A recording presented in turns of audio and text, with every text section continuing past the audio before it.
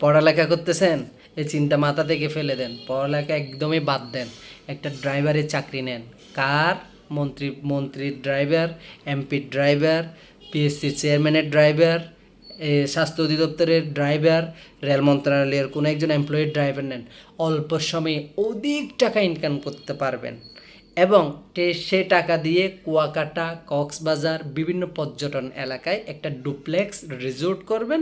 ওইখানে আপনার ছেলে মেয়েদের নিয়ে প্রস্তুতি করাবেন এবং আপনি যেখানে বিলে, কালে, মাজারে, মসজিদে, সাদে, গাড়িতে যেখানে যাবেন, মশাল্লায় দাঁড়ায় যাবেন, নামাজ পড়বেন। লোকে আপনাকে কখনো দুর্নীতিবাজও বলবে না।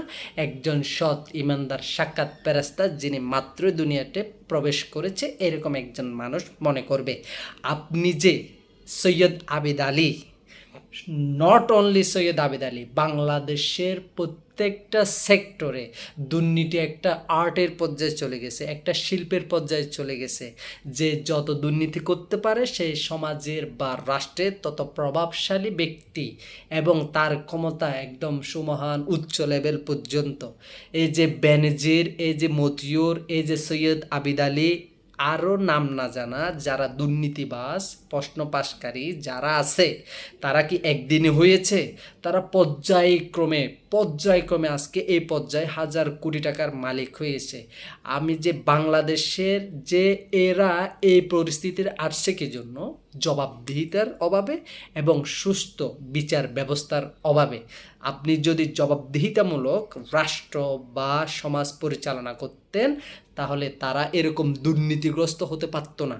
এই যে দুর্নীতির কারণে আমাদের দেশের হাজার হাজার মেধাবী ছাত্র, যারা ক্লাস 1 থেকে শুরু করে মাস্টার্স পর্যন্ত পড়ালেখা করে সার্টিফিকেট অর্জন করে ইউনিভার্সিটি লেভেলে এত পরিশ্রম করে, গরমের মধ্যে ইউনিভার্সিটিতে যেয়ে এবং ইউনিভার্সিটি থেকে এসে টিউশনি করে, লাইব্রেরিতে নিজের মেধা শরীরকে ঠাঁই দিচ্ছে না, তাও একটা ভালো চাকরির জন্য, বিসিএসের জন্য, ভালো একটা চাকরির জন্য পড়ালেখা করে গ্রাম থেকে ঢাকায় এসে পরীক্ষা দেয় একটা ভালো চাকরির জন্য, পরিবারের মুখে হাসি ফোটানোর জন্য। কিন্তু সেই জায়গাটায় তারা কিছু করতে পারতেছে না। কি জন্য?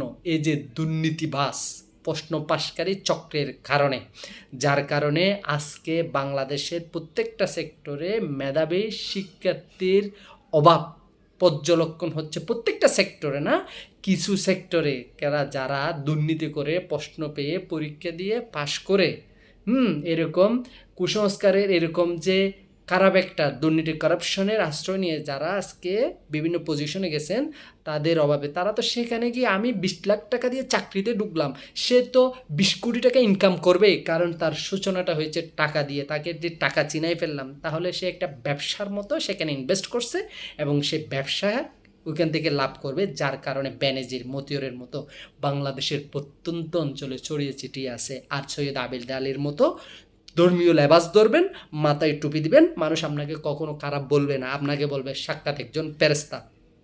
বাংলাদেশের আজকে এই করুণ পরিস্থিতির কারণে, জবাবদিহিতার কারণে, আর যে বাংলাদেশের দ্রব্যমূল্যের যে ঊর্ধ্বগতি, একটা মানুষ একটা মরিচ থেকে শুরু করে আলু, পেঁয়াজ, প্রত্যেকটা জিনিসের দাম হাই লেভেলের। কি জন্য? সুস্থ জবাবদিহিতার অভাবে, সিন্ডিকেট ব্যবসায়ীদের মানে প্রত্যক্ষ কি থাকার মদত থাকার কারণে